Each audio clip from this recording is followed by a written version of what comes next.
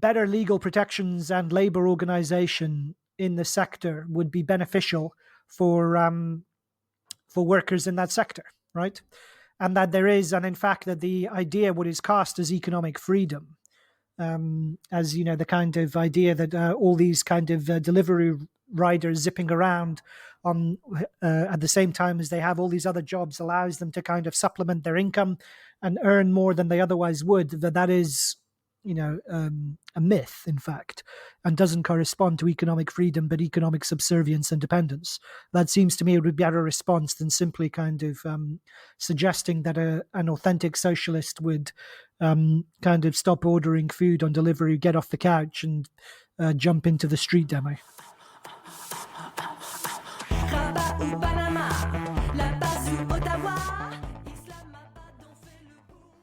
So one of the notable things about the app economy more generally, and specifically the delivery apps, is that they don't work, which is to say they repress wages for delivery drivers. The convenience that they bring, okay, that's up to you to decide whether you as a consumer like that. But they do wear down restaurants. They and kind of distort restaurants' own business models. And perhaps most importantly, is that they are not profitable. And it's much like Uber and Lyft and companies like that as well, where a lot of money has been pumped into them.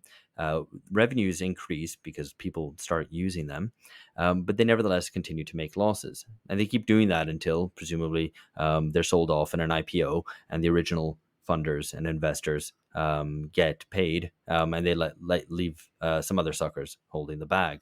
And so, you know, just these figures aren't the newest ones, but, you know, DoorDash lost $450 million off of $900 million in revenue in 2019.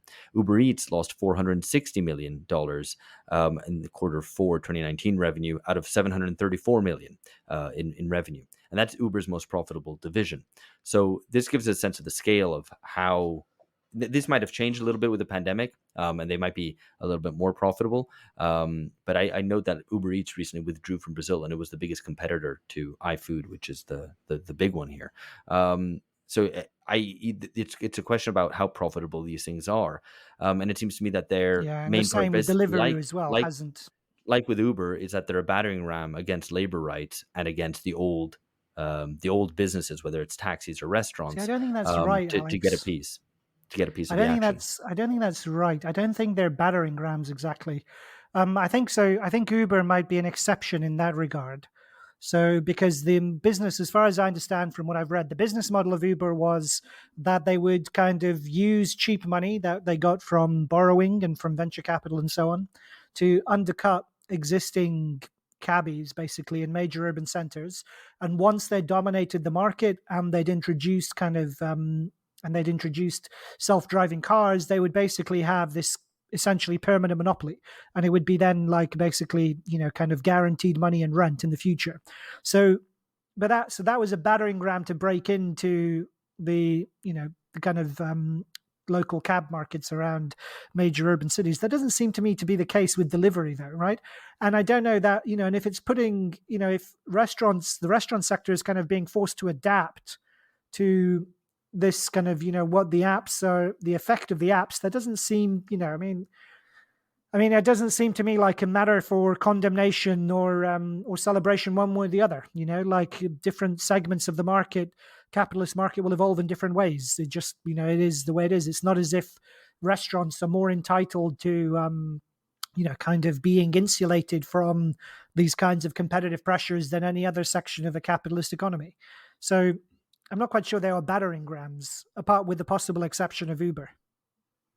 I think I probably tend to agree with Alex. If there is any, like, what are the bigger goals of these delivery apps? It seems like there are two. One is destroying restaurants. So the idea being that if you were to destroy all the restaurants and to reduce them to kind of non eat-in, but just like food producing distribution centers, this would shift a massive amount of people's disposable income to delivery apps. I mean, this isn't entirely possible because you would imagine there's always going to be some restaurants, but No, but the model is isn't an based attempt on to change the eliminating market. restaurants.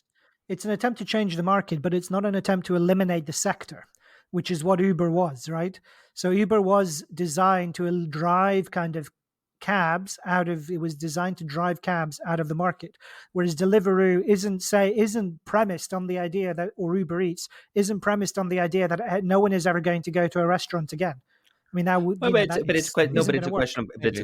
it's a question of margins. It's true that maybe Uber did intend to completely supplant taxis, but I think the evidence shows that the entry of these apps into the restaurant business have very much distorted restaurants' own businesses, that they get rather ripped off from that. And also, even just as a consumer, you end up going to a restaurant and it takes much longer to get the food, and what they produce is made much more for delivery. So it kind of warps the previous Yeah. existing economy.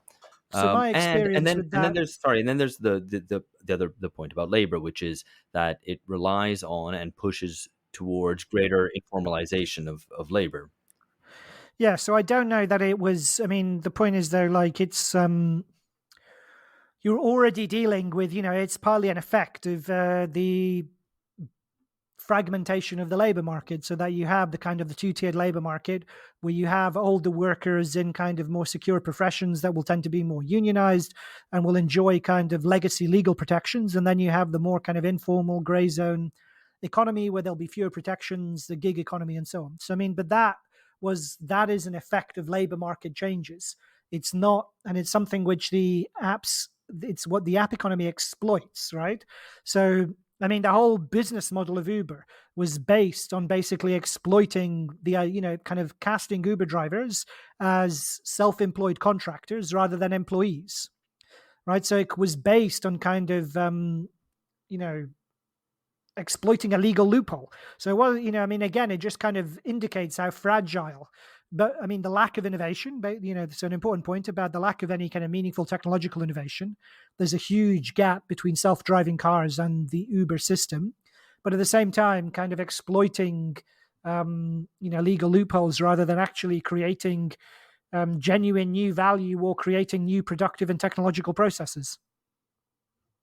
Yeah, I mean, Sure. there's another element of this though, that it, unlike Uber, which is, what's the decision which it's trying to get you to change, and it's like, do you use another taxi or Uber? Do you use Uber or another mode of transport?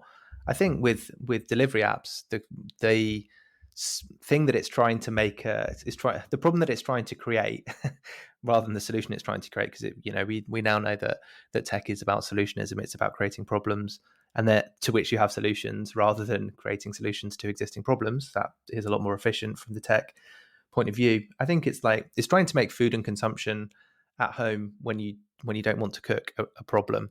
This is my kind of phenomenological reading, i.e. it's my personal experience, which I'm and anecdotally trying to dress up into something more theoretical. Yeah, so it's like it is an attempt to make you not want to go out to restaurants. Like deliberately, it's trying to say, that's a certain activity. So if you're weak-willed, you might kind of fall for it. But obviously, most normal people will still go to restaurants. So I mean, I just don't see it. I'm not sure that's actually the case. If you have the convenient option on the table, you often I know, you often go for that. But I mean, we're going to come on to the question of whether restaurants are the kind of an important bit of infrastructure that should be maintained, irrespective of other questions. But before we do that, we should continue talking about the labor question. Right. Well, I mean, they're exploiting, pre-existing things. To that extent, you could say they might be exacerbating problems in the labor market, but really it's legal changes in the labor market that reflect kind of general capitalist sluggishness, which is a decades-long problem, which these, kind of companies are trying to exploit. And also cheap money, right? So low interest rates, they've kind of benefited from the kind of tidal waves of cheap money over the last 30 or 10 years more specifically, but broader, the larger historic period as well. Hey there, you've reached the end of a short excerpt from an episode that's been released only to our patrons. If you'd like to join us and gain access to around 2 Patreon exclusive episodes a month, please go to patreon.com/bungacast. We'd love to have you.